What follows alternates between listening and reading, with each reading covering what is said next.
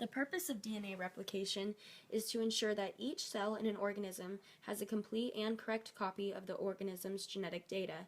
Semi-conservative replication is a type of replication where each of the two new DNA molecules is composed of one strand from the original molecule and one newly synthesized strand. Replication of DNA is bidirectional, meaning that it starts from the origin of replication at the ta-ta box where the DNA replication begins, and moves towards the fork in both directions on the DNA strand. Prokaryotes only have one origin of replication, while eukaryotes have many on their DNA. Helicase is the enzyme that separates the DNA molecule into two separate complementary strands, breaking the hydrogen bonds between the nitrogenous bases. The single-strand bonding protein keeps the strands from bonding back together, while topoisomerase relieves tension in the chromatin. Primase lays down a temporary primer so nucleotides can bind to a free 3' carbon. On the leading strand, DNA polymerase III then begins to add new nucleotides to the strand to create a continuous line of replication with no interruptions. DNA polymerase I then removes the temporary primer and replaces it with the correct nucleotides.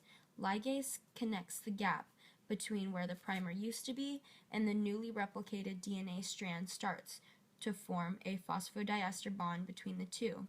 On the lagging strand, multiple primers are laid down, creating Okazaki fragments where DNA polymerase lays down new nucleotides between primers. This is discontinuous replication.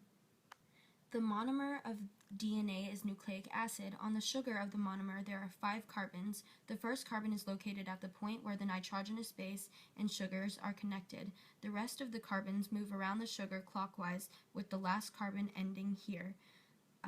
The phosphate group of the monomer bonds with the 3' carbon on the other monomers. DNA is a double helix. The nitrogenous bases face toward each other, as you can see. The sugar phosphate backbone is on the outside. In this model, it is yellow.